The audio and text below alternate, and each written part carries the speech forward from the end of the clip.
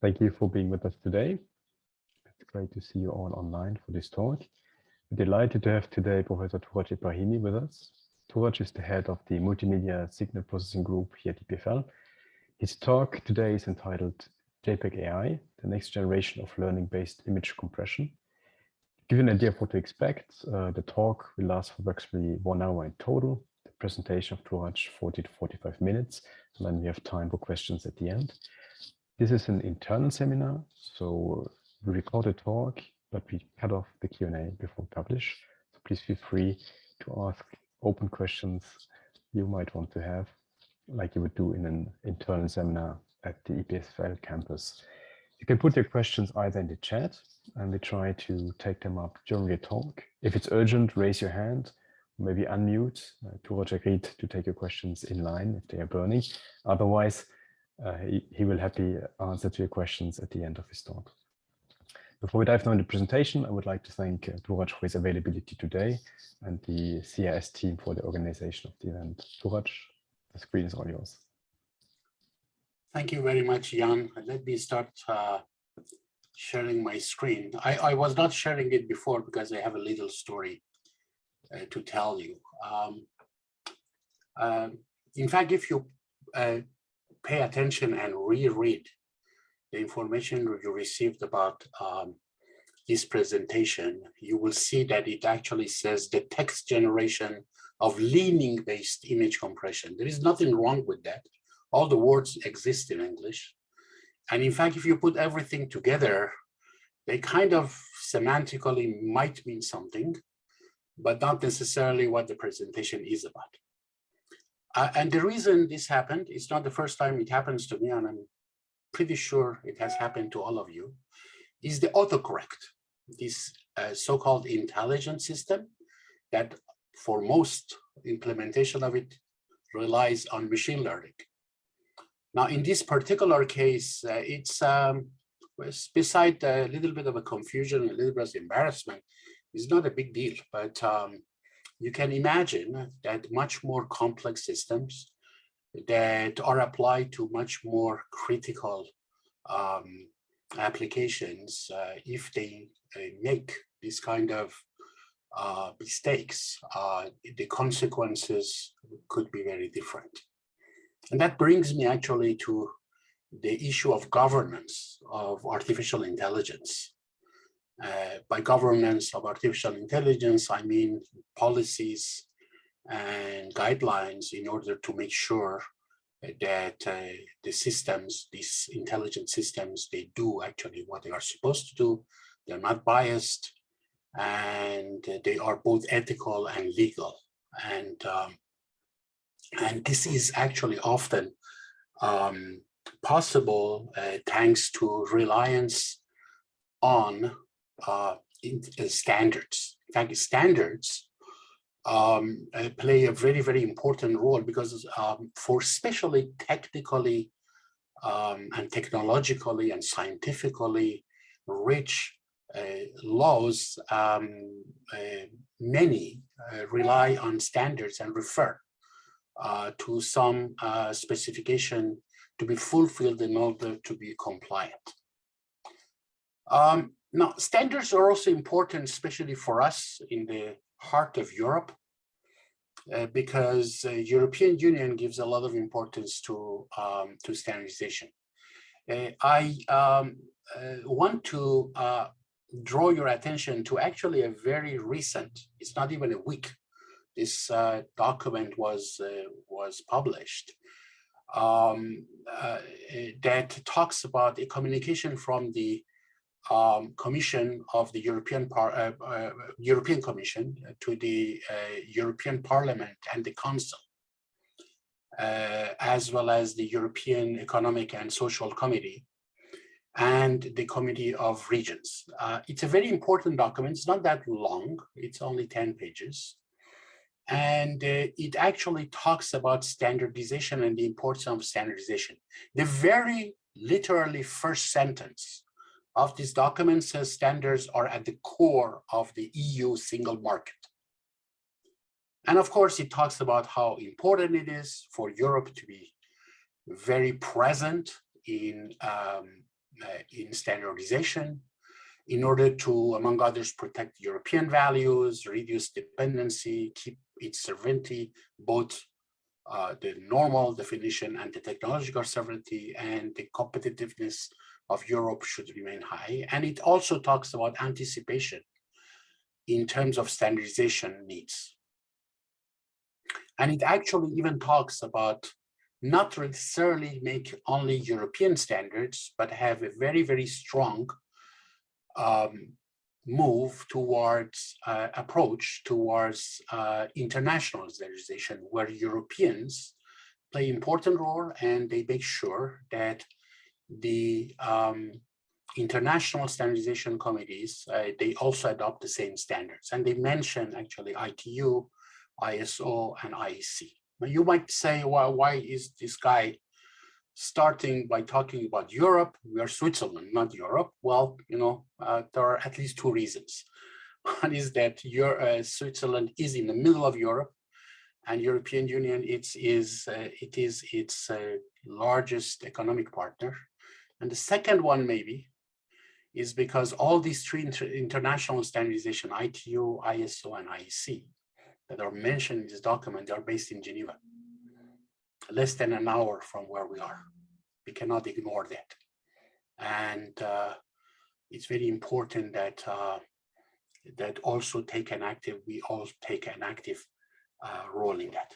Now, of course, in artificial intelligence, a lot of standardization is going on in many key areas, in medical field, in health in general, in autonomous driving, in communications, in entertainment.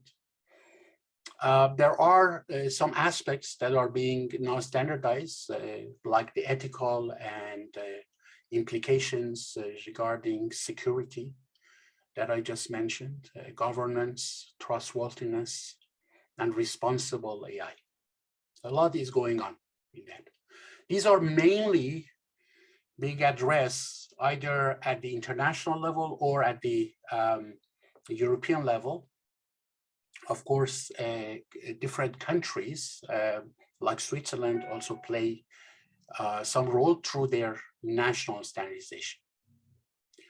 I did not think that it was helpful to talk about the landscape of standardization. First of all, I don't really, there are so many that I do not claim to know all of it, but I know some of it. And I thought I used that one to give you a glimpse of how the standardization activities are happening. And the one that I'm going to talk about is the JPEG AI. Now, before telling you precisely what JPEG AI is and what it is doing, I have to tell you about JPEG Standardization Committee itself, which stands for Joint Photographic Experts Group. And in fact, the J in JPEG stands for joint activity between ITU, ISO, and IEC, exactly the same three that, that were mentioned in this document by European Commission talking about standardization. And in fact, I don't think you can find many other standardization committees that impersonate the collaboration between these three major and a few other actually through liaisons, standardization committees that are around, and this is JPEG. JPEG has been going on as a committee for over 30 years now. And it has created quite a few standardization specifications. Many of them are about coding. I'm sure all of you already know about JPEG as a format, the JPEG 1, as we call it in the JPEG Standardization Committee. But there are many, many others you might not know. For example, JPEG 2000. JPEG 2000 is the format that is used, among others, when you go to archives or when you go to cinema. The digital cinema is actually based on JPEG 2000 and a few others. But also JPEG continues doing some explorations. For example, coming up with standards to fight one of the maybe side effects of artificial intelligence in the world of imaging and creation of visual content. And this is fake media, deep fakes and things like that. I'm not going to talk about that aspects, although I think that this would have been, if I had a choice, one of the two good examples of how artificial intelligence is dealt with within the standardization committee. But for interest of time, I'm going to mainly talk about JPEG AI.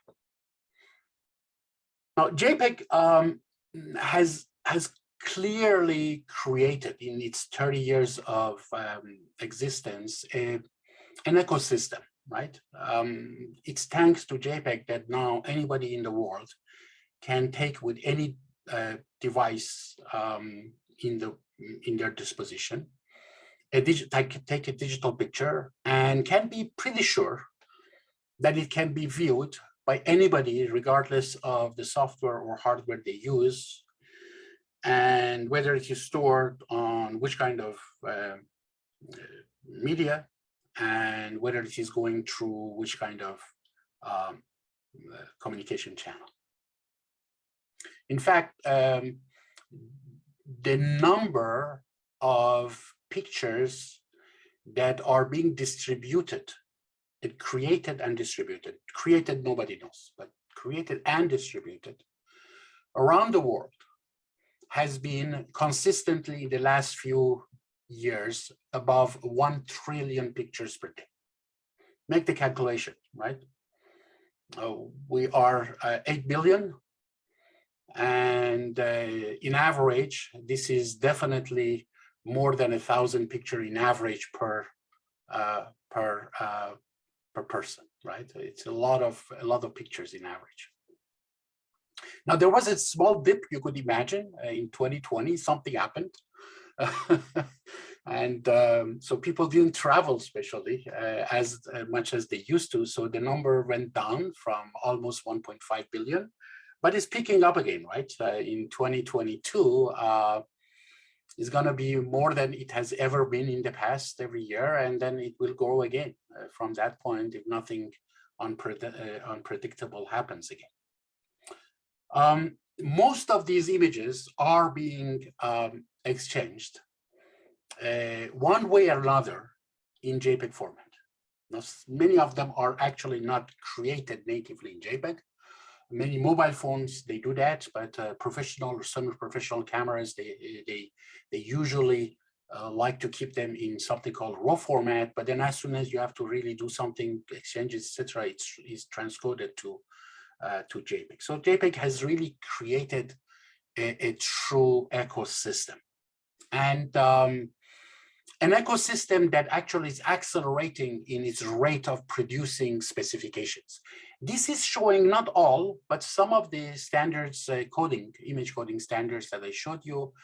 Every year that you see here is the first year the standard was approved. Sometimes standards get extended and amended, etc. So the first year, the first time JPEG, the one that you use, became a standard officially approved by ISO, ITU, and IEC was 1992. In fact, soon, in September, actually, to be precise, it will be the 30th anniversary of JPEG format, since it was standardized and finished. Of course, it took 3 to 5 years to do that before that. And you see that it took 8 years before the next one comes. It took 9 years before the next comes.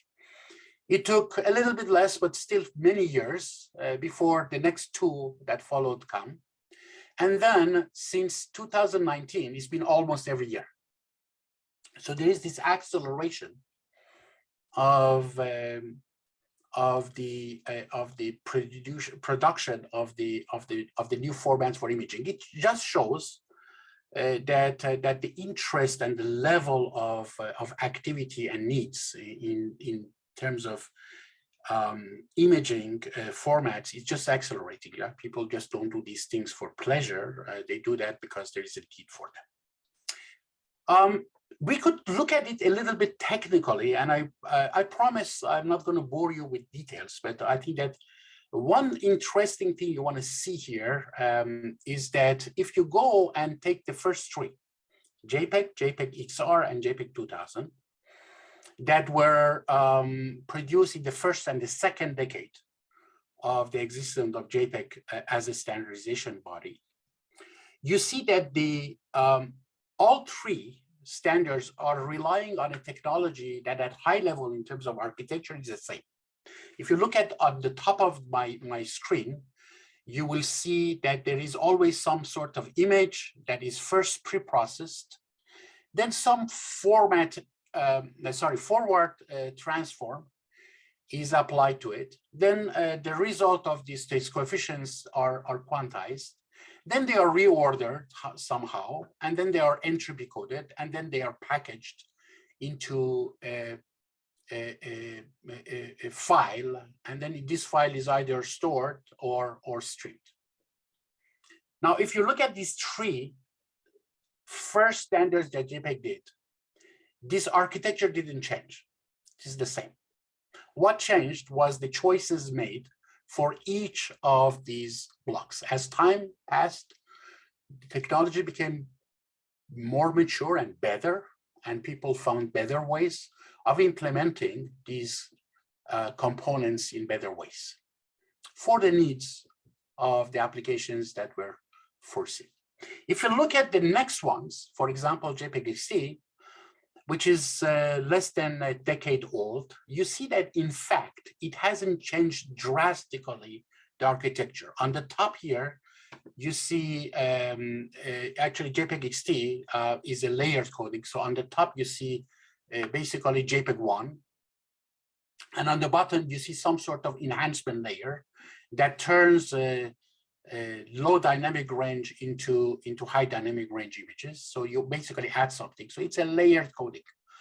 But you see the components and the architecture has been a little bit extended maybe, but hasn't really changed. If you take another one, for example, JPEG Excel, which is the latest standard that JPEG has produced, is now finished and in fact being used in a lot of browsers. All browsers or major browsers are now have them, and probably it's going to take hopefully a good part of the formats used in the world of imaging. Things are not different. You have three ways you can code those. So you have the input image again here. Then you have some sort of pre-processing, some sort of transformation, some sort of entropy coding, and there are three ways you can do that. Again, for the interest of interest, I'm not going to go through the details and why these things exist, but the message here is that in the last 3 decades of standardization of formats for the world of imaging, JPEG has not really departed that much from the fundamental architecture that I showed you in a few slides ago. What has really changed is the choices that were made in how each component is done. So recently, of course, AI came, and artificial intelligence and machine learning is being used in many, many fields, and why not also in the field of coding? And the question that was asked by experts in the JPEG standardization committee was, all right, so this area everybody is talking about, and how can we actually take advantage of this tool? It seems that it is being very successfully deployed in many, many fields, including in the field of computer vision and imaging in general. And is there a way we can also rely on it? And the answer is yes. And there are basically 3 ways that were identified that artificial intelligence can be used for coding. The first one is, in fact, just keep the coding as it is. Every codec has lots of parameters. What about optimizing them using machine learning and artificial intelligence? The second one is, well, what about just continuing with the old way, the same way JPEG, every time it came out with a new generation, it replaced some of the components by better ones. Well, some of these components can be machine learning based, like I don't know, neural network tools. And the third one is, well, just change completely the whole thing and look at a completely and drastically different way and different architecture of doing it. Let me, just to be more clear, give you a little bit of an example of how it actually how each of these three approaches really look like. So the first approach is to take an existing standard, any of the ones that I mentioned before. They have different components. Each of these components have they rely on different parameters. These parameters you can change, for instance, to change compression ratio, or change the latency, or change the complexity, etc. And they just have a content, but also context-dependent AI system that decide, depending on which contents and which content, what's the best way to feed the best parameters. And this, you do that through learning. You don't change the standard is the same. So that's good news. You just take the maximum advantage on what the standard can offer. And that's actually, by the way, very, very good, because it contributes to the longevity of these standards. You don't need to have another standard. The standard become better without changing anything. The second way is, as I said, take the general architecture and go and change some of them. You could change one or more at the same time. For instance, pre and post processing can be related, or you can go change some of the other components, like make them machine learning based. Transformer typically, for example, or for energy compaction, well, do it with machine learning. But through examples, see through machine learning what's the best way and most optimal way of doing it. Quantization is the same, etc., etc. And the third one, as I told you, is completely different architecture. And artificial intelligence, especially recently, because of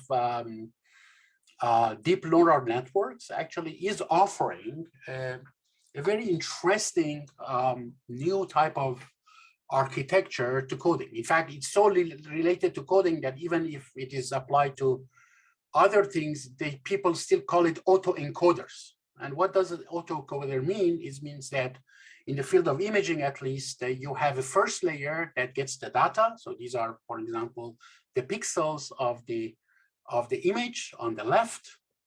And then through a number of additional layers, not the number, of course, of how many layers and how these are connected, whether it's fully connected or partially or sparsely connected, whether each of these nodes, what should be actually the nonlinearity. All these things are, of course, open, but the idea is that you actually run this through a number of layers, usually a large number of layers, and you end up having some middle layer that you call latent space that shows the same way human brain interprets a content that it sees into a latent internal abstract space that summarizes for whatever way that the summarization is supposed to be, thanks to this architecture. And this will be basically the compact version of the content. If you want to get the content again, you have to kind of do the same in the reverse order and expand this latent space into a space that, for example, a human can understand, like a picture that is made of pixels again. Now, among these three approaches, a JPEG committee decided to put its priority on this autoencoder approach, a completely drastically different architecture to deal with coding.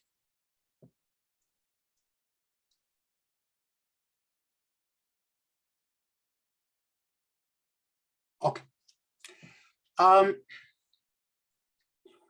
Now, of course, JPEG committee experts were not the ones who thought about this idea. In fact, the use of neural networks in image coding is very old. It goes back to several decades, but recently, because of the interest in deep neural networks, quite a few work happened. And you can see here that, in fact, a lot of very, very good work has been coming out. I just want to highlight three of them. One is happened in 2017 by some people in Google. The second one also actually by Google, but in 2018. And the last one, which is actually done by some PhD student in Zurich, our sister school, in the lab of computer vision over there. And they will, all of them actually have been trying to use this deep neural network architecture in order to create very interesting compression. And this slide probably summarizes it all. Again, I for the interest of time, I'm not going to go through all of them in one by one. But on the far left, you see an image that has been a little bit overcompressed.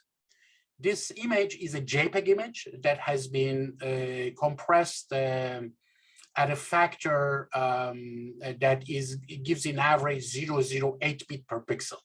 That is instead of 8 bit per pixel in uncompressed. So it's almost 100 to 1 compression. You see immediately, I'm sure even through the Zoom connection, that the image doesn't look good. You don't want to see these images, right?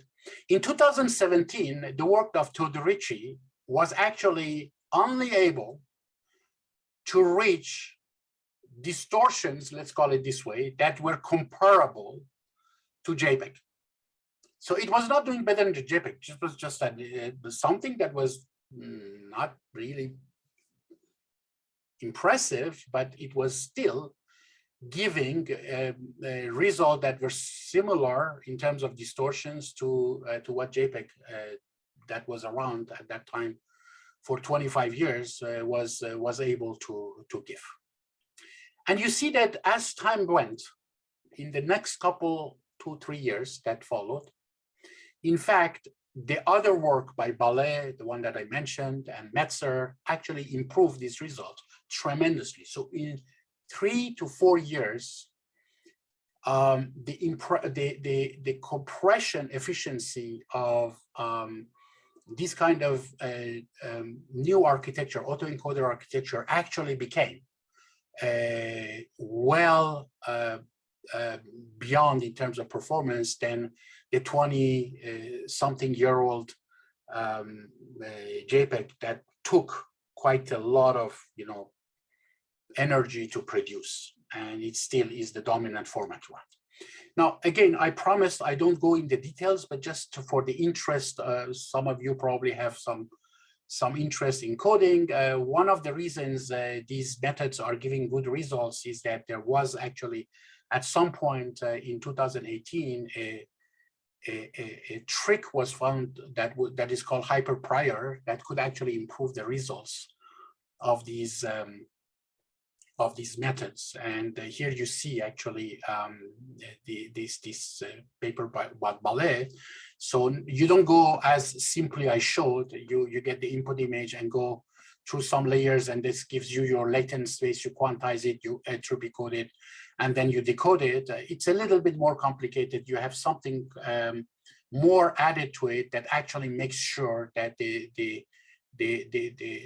quality actually of the decoded, the reconstructed version of the input image is actually improved. But again, for interest of time, I'm not going to tell you how.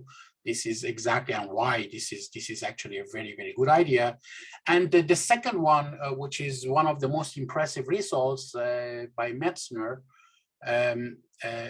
is actually using a combination between super resolution and tools that are used in super resolution and pyramidal coding and GAN. So by putting these three elements that each of them actually are really well known in a very intelligent way, one can get very, very impressive results. So results are really there by themselves, show they are doing very well.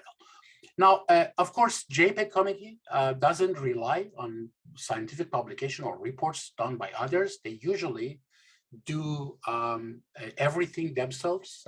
And that's why JPEG in 2019, in fact, January 2019, so it's been a little bit over 3 years now, started something it's called exploration in learning-based image compression. And it issued later on a call for evidence and asked basically anybody who had some interesting solutions to come in a controlled environment, provide their performance. And actually there were about 8 who registered. 2 were disqualified. I don't want to go through the details. They were not doing it the right way, and 6 remained. And I want to show you very quickly the results of what was shown. Here, these are typical rate distortion with 4 different objective metrics. Horizontally, you see the bitrate changing. Vertically, you see the quality measured by any of these metrics. And typically, the higher the curve, the better it is. And you see that on the top, the higher one, the top ones, is not always the same. For example, for this metric is the yellow one. For this one is the brown one. For this one is the gray one and the yellow one. And here it's a little bit more difficult to see, but there is also a blue one. And in fact, if you do the same, not with some objective metrics, but actually asking people to look at the results and say which one is better, you get more or less the same results and same conclusion. So this the only difference between these charts that I'm showing you and the previous one is that previous one is based on something called objective metrics. This one is really you have asked people to give their opinion, and the reason they are confidence interval is because not everybody gave the same answer. So you have to have some sort of, confidence interval and variance around these curves. But interestingly, this call for evidence showed, and I'm going to show you. You remember I said the green one. Well, on the right, you see the result of the green at 0.25 bit per pixel compared to the original, which is on the left. And it's not because if it is on zoom that you do not see very well the difference between the two. It's very difficult to see the difference between the two. This one is the team that was red. One you saw that again, the same. It's very, very hard to see the difference between the original and the coded using this machine learning method. This is another one again, and then another one. Which is, I hope you could see, I couldn't see it myself here, the brown one, right? So not one, but many actually machine learning and AI-based methods showed that you can actually get very, very interesting performance in terms of compression efficiency, and all of them beyond the best results that have been produced by experts after 3 decades of working on more conventional compression schemes. So this was all very good news. But then there is something else that also was discovered and observed in JPEG. We know that AI is used a lot in computer vision, in machine vision, and also in image enhancement, right? People use it with very good result to enhance content, reduce noise, create super resolution version of the images, etc.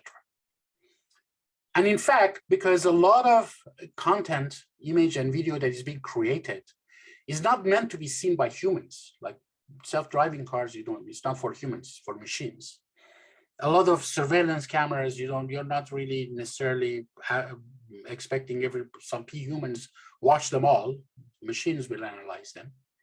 A lot of IoT, especially the ones that have cameras, they are not going to be observed by humans a priori. So the coding for machines as opposed to coding for humans of image and video is really taking off. And the question was, hey, since artificial intelligence is really typically how people nowadays do machine vision, why not create a coding for machines? And the question then comes, well, if we do this, then we have two worlds, right? The world of machines with their own coding, optimal coding, and the world of humans with their own way of coding, as it has been in the last 30 plus years. And this creates two ecosystems. Is there a way we can have one ecosystem, come up with a compression scheme that can serve both worlds? And the answer is yes, you can. And I want to show it to you in a very graphical way instead of going into the details.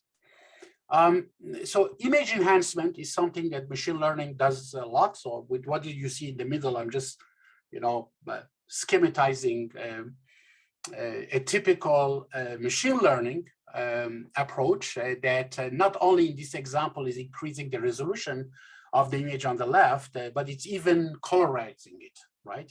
So giving it color. This is great. These methods are often based on, or at least the best ones are based on machine learning nowadays.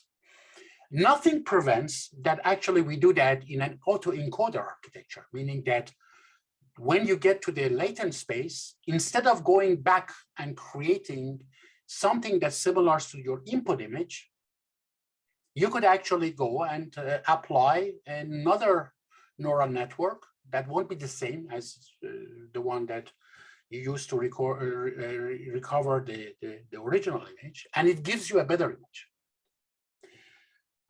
You could also use machine vision using artificial intelligence, for example, to do biometrics or person recognition in this case, right? So the image on the left goes through some, in this case, neural network, and then it tells you what is the identity of the person there. But here again, you don't need to apply to the original image, right? You can actually, once you have the latent space, you could actually hook into directly to that latent space a neural network that does the same.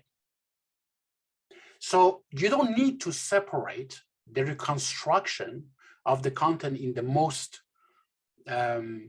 precise way from its machine vision applications or its image processing or image enhancement applications. And this is really what the JPEG AI Scope is. So it's JPEG AI Scope is not just by saying, hey, AI is great and we're going to have an AI-based coding.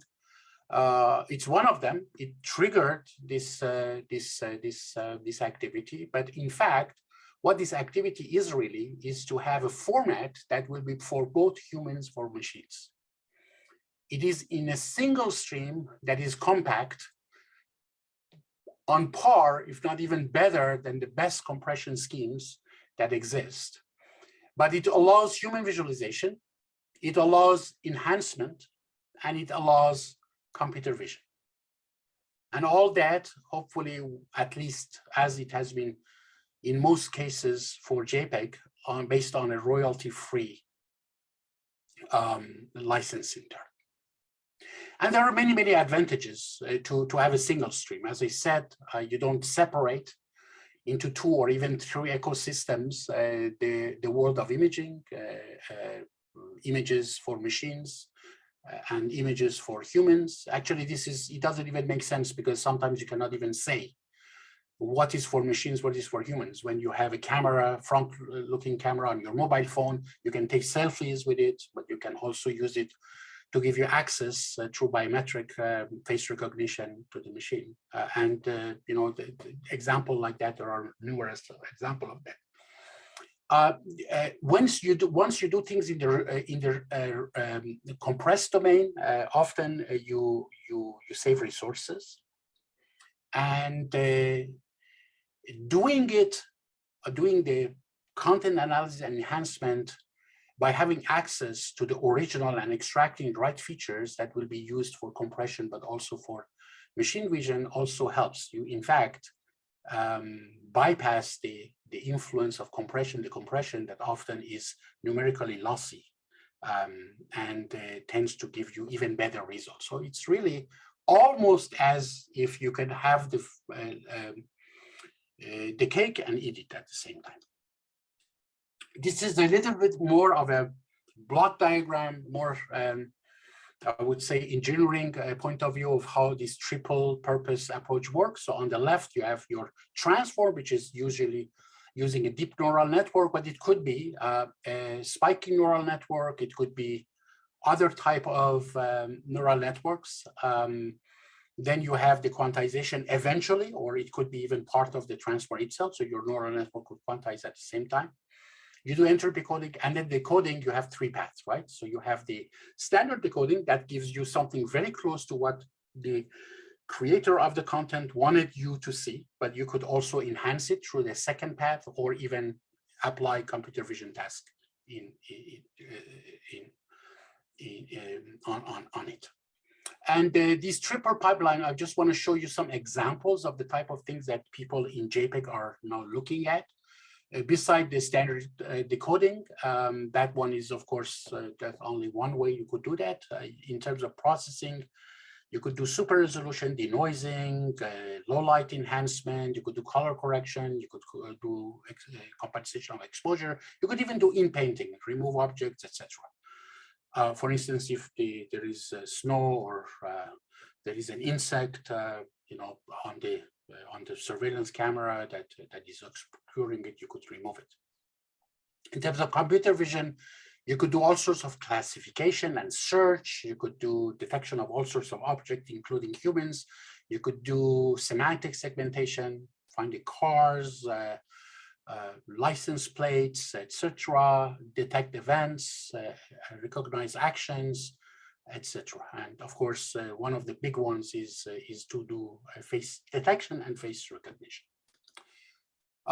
These are a few examples of use cases that actually are driving the work of JPEG AI: cloud storage, visual surveillance, autonomous driving, image collection, storage, and management. So you want to search them, you want to collect similar images in the same place, saying, oh, there are 10 ways this image has been shown. These are the different versions of it. You could do live monitoring of visual data and also, of course, visual information distribution. These applications have driven a number of requirements, like what does JPEG AI offer? For the interest of time, I'm just going to really show it to you. So in terms of core requirements, meaning that all decoders of the world are encoded or should be able to code it. Of course, it's the effective compressed domain processing. As you see, this one is even on top of the significant compression efficiency, which is the main goal of coding, but also other things like high subjective visual quality, high fidelity, the possibility of implementing it either hardware or software or a combination of them, support for 8 or 10-bit nowadays because of HDR. You cannot skip 10-bit imaging. A lot of cameras actually produce 10-bit and so forth. And there are, of course, a number of other requirements that are desired, but for specific application. For these, not all encoders and decoders of the world need to implement them, but higher bit rate than 10, like 12 or 16, or even floating point, a possibility of having progressiveness up to lossless even, and very low complexity, low latency, etc. These are the type of things that are being now expressed. Now, where are we?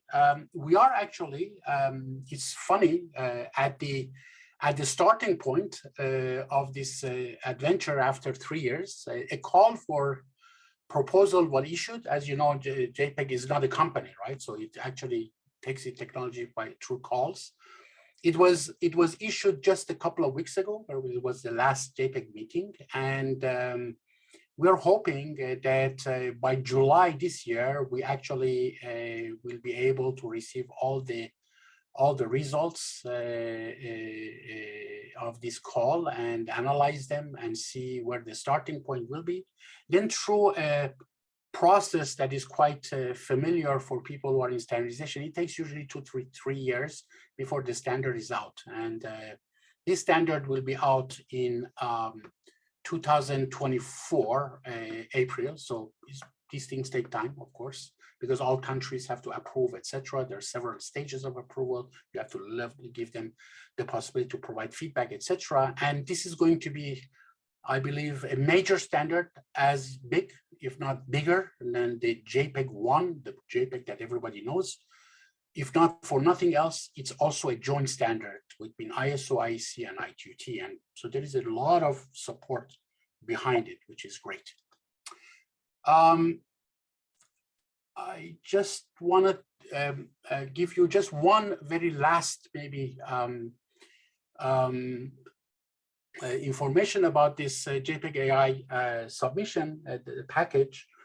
Of course, I mentioned to you many things, right? Super resolution, classification, segmentation, etc. Not all the calls and all the responses to the calls should answer all of them.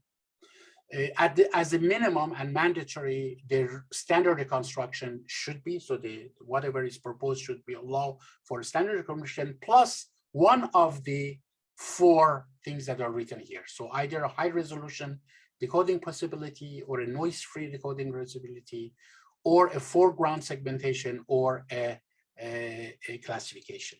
Of course, if somebody wants even to show more, they can always do that. I think that I'm kind of more or less on time now, exactly 45 minutes, if I'm not wrong. And I'm going to stop here and maybe take some questions from you. Thank you very much for your talk. A virtual applause. Are there any questions in the audience for speaker?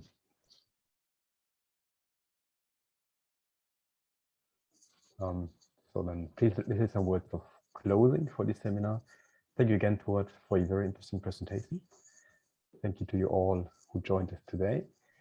Just some heads up, on 16th February, we're looking forward to the next EPFL CS written talk. And then on 28th February, we're looking forward to the Get to Know Your Neighbor seminar given by Professor Katrin Hess. Thank you very much. And hopefully, I would like to mention the 28th, it's in hybrid format. So if you want to drop by at INF 328, you're more welcome. You're very welcome to do so, and you will get a coffee and some snacks after the talk to facilitate our discussions. Thank you. Have a good afternoon. Goodbye. Bye-bye. Bye-bye.